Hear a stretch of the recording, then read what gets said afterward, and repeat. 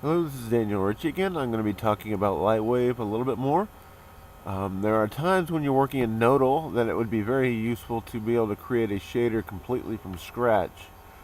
Say you want to get away from the built-in shaders, or you need a specific type of effect you want to achieve. So let's go ahead and talk about how we can create a lighting shader from scratch using just some math, not relying on any of the shaders available inside of Lightwave or inside of Nodal. So as you see here, we have a ball sitting on top of a flat surface. They're all lit with a directional light, which is yellow in color. Nothing fancy. But we're just going to be talking about the sphere here, this ball. We're not going to talk about the backdrop object at the moment. So it'll be casting shadows and everything as you would expect. We're only going to be talking about the shading on the ball itself. So basically, we've created a simple node. It uses dot product to create a Lambert shading scenario. The way we set this up is it'll work exactly as it does in Lightwave. Directional light always lights from a single direction, as if the light were at an infinite distance away from the object. And we might talk briefly about how to also light using a point light, but we'll talk about the distant light first. Basically, a distant light is just a direction. There's the position of the light does not make a difference. And as we talked about in previous tutorials, for doing shading, you need a surface normal and you need a light direction. So in the case of a direction light, you already have the direction. You don't have to calculate it. So it's a very simple calculation. All you have to do is pass those two vectors into the dot product function, and you have your lighting. Let me go ahead and move this light around, or at least rotate it around, and you can see that it does indeed act just like you would expect it to act inside of Lightwave. You see the surface is shaded just like a directional light would shade a surface and all that sort of thing. If we change the light color,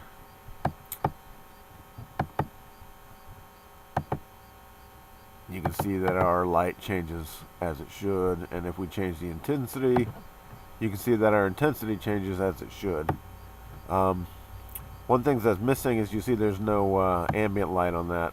We have not calculated in the ambient light. Most Lightwave users know that you just go ahead and take ambient light down almost all the way off anyways, but you can also probably in Nodal find that ambient intensity, not positive on that. I'm sure it's in there somewhere.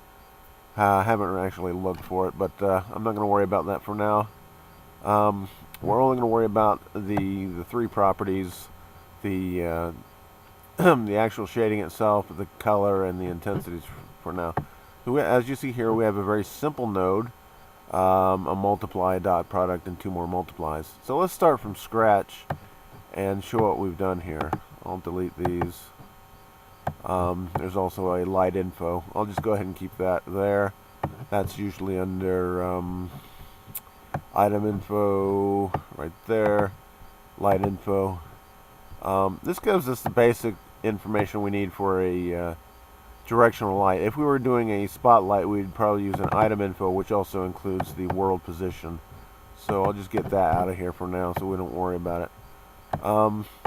As you can see here, since everything's disconnected, you can see our standard Lightwave lighting is being used, the ambient light's being used, and everything. So let's get started. The first thing we need to do is find the dot product function, which is under math vector. We want to make sure we use a vector because that's three parameters, x, y, and z. So there it is, dot product. Alright, so we need, as we said before, we needed the dot product of a surface normal and a direction or vector that is the direction of the light. Since this is a directional light, the light itself is the direction. So we're just going to take this light info, make sure we double clicked on that and selected a light. We're going to take the direction of that and plug that into the B, and we're going to take the let's see, the surface normal, the regular surface normal, not the smooth normal or the geometric normal. We're going to plug that in to the dot product, and we're going to plug that in, the result of that, into the diffuse shading. And the first thing you're going to notice is we do have shading, but it's on the wrong side of the object. Why is that? I believe that has to do with the fact that both vectors have to be facing roughly in the same direction, not exactly parallel or whatever the word I'm looking for, but roughly in a within a 90-degree tolerance of the same direction. Anyways, so we're going to just go ahead and flip the surface normal by multiplying it by -1, and that should give us the right value. That's what that first multiply was. So we'll just plug that normal in there. We'll plug that in back to dot product, and we'll make the constant value that we're multiplied by as a -1. That will have the effect of flipping our surface normal. As you see, we now have correct directionality in our lighting. We haven't taken care of color or the intensity yet, but if we move this light, you can see that we are indeed correctly calculating surface lighting with that simple 2 nodes plugged into diffuse shading. And that's really all there is to surface shading, just using a dot product, which is mathematically, I think, the cosine of the angle between 2 vectors is what that returns, which is kind of mathy sounding. Alright, so we still have to take care of surface, or rather the light color and the light intensity.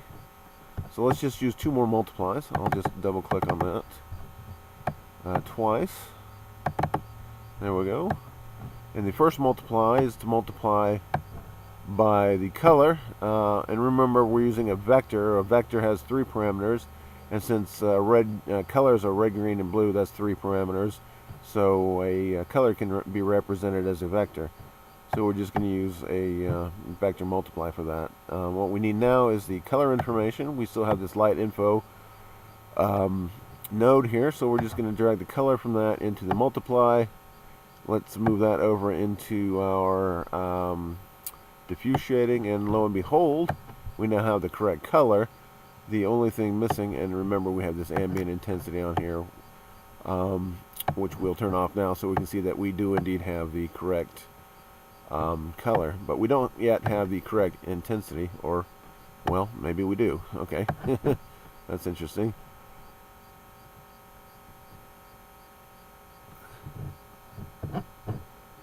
So that might be because the this direction vector, I'm not sure how to prove this. I'd have to maybe use the probe and take a look at the direction. In fact, let's see, the first value is 6.6900. Let's see if actually changing the intensity changes that value somewhat. Let's see. 0.69. No, it has not. So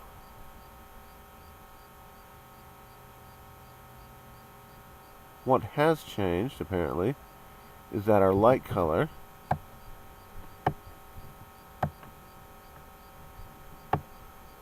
is 100% there.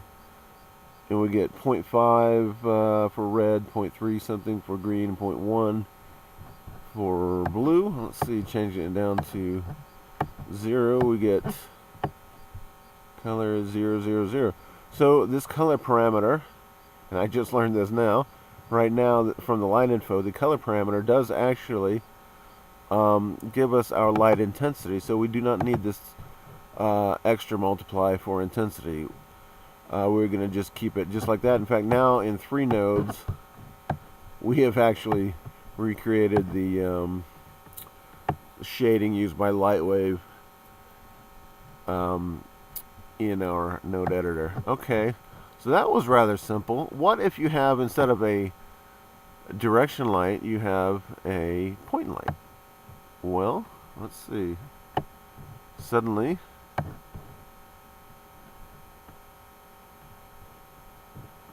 this is now a point. Whoops. This is now a point light. What if I? Well, lo and behold, changing direction no longer does anything. We go over here. And in fact, this is actually being done for us inside Lightwave. This is rather cool, and I'm learning this as we speak. In fact, once again, Lightwave has surprised me. Alright, this is cool. The direction from the light information is actually giving us the correct direction to recreate this dot product lighting by giving the direction from the surface spot where each pixel is shaded to the light itself. That's being calculated for us. Very cool. There's no actual extra steps we need to take. Now, if we wanted to do this manually, let me unplug the light information here for a moment. As you can see, our surface just went black. And if we wanted to manually calculate that, I'm going to go to item information and select a light, that same light, as our item. And instead of using the direction, I'm going to use the position of the light and the position of the world spot on my surface, subtract one from the other by going to vector, math vector, let's see, subtract,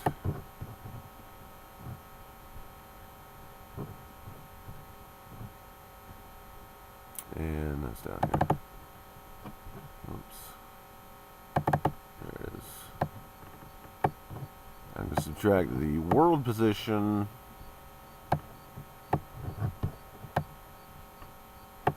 once again. This is not actually necessary in Lightwave, but it is good to know how to do this.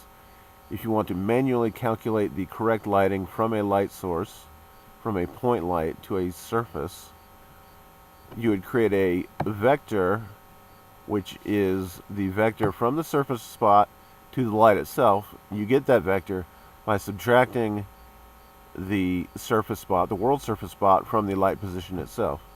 Alright, so we've taken the world position, we plugged it into the subtract. We're going to take the world spot and plug it in there. And now we have to normalize this because we need the length of this vector to be 1. So that's just a matter of going to finding the normalize function, which is in there, or node. Take the result from the subtract, plug it in there, and take that result and plug it into, let's see, the dot product, which we're going to disconnect from our original light setup. Let's see.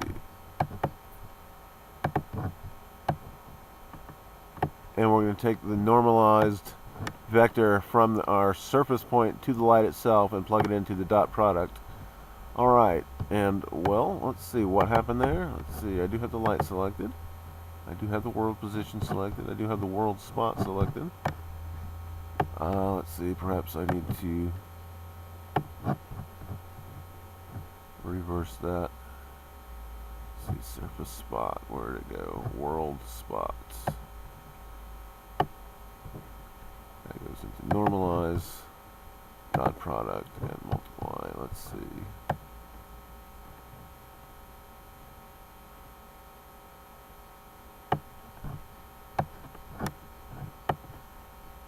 Oh, this might have to also change. Let's see. Okay. Well, we just got something anyways. That's a start. Alright. One thing I did, I think I had it right the first time. I had to have that there, and let's see, the world position. There, now we got it right. Alright. So what I had done wrong was I was actually multiplying by the color of the color of the light, which was connected to a node that I actually disconnected, I believe is what was happening. So once we got rid of that, oops. Let's see. Try this one more time. And there we go, finally. Alright. I believe I had disconnected the color of the light, so I was getting black, and that's why we're not shading that surface. Okay, so once again, that was to demonstrate how you would actually calculate surface shading for a point light. A point light does not have inherently a direction associated with it, so we have to calculate a direction, which is the vector of the surface spot. That's the surface that's being shaded, the point on the surface that is currently being shaded. It might be any one of these or all of these eventually, but the one that's currently being shaded by the renderer, it is the vector from that to the light itself. So each spot on this one surface is going to have a slightly different vector. That's why point lights take a little bit longer to calculate than a directional light, because it has to calculate all these extra little vectors. Like this little dot right down here might be pointing up in that direction toward the light, and this dot up here might be pointing in that direction towards the light. That's why it takes a little bit longer. So as we said before, though, apparently Lightwave does actually calculate that vector for you if you use the light info, which is something I just learned, and I think that's kind of cool. So I'll unplug what we just did and go back to the light info, take the direction from there, and plug it into the multiply. And ooh, that's pretty. Not quite what I was going for, but very pretty. Once again, I think I plugged that into the wrong place. That needs to go into the dot product. It was pretty though. Let's see. And I need to take the color again and connect that again to there. And voila, we now have our original nodes hooked back up, and I can go and delete a few more things. So that is an introduction to creating a Lambert shader or a surface shader completely from scratch in Nodal. I'd like to go on and talk about ray tracing a shadow, perhaps in the next tutorial if I have the time. That would also be very useful to know how to create a shader from scratch. So I'm running a little bit long, so let me just go ahead and sign off. Talk to you later. Thanks for watching. And TTFN.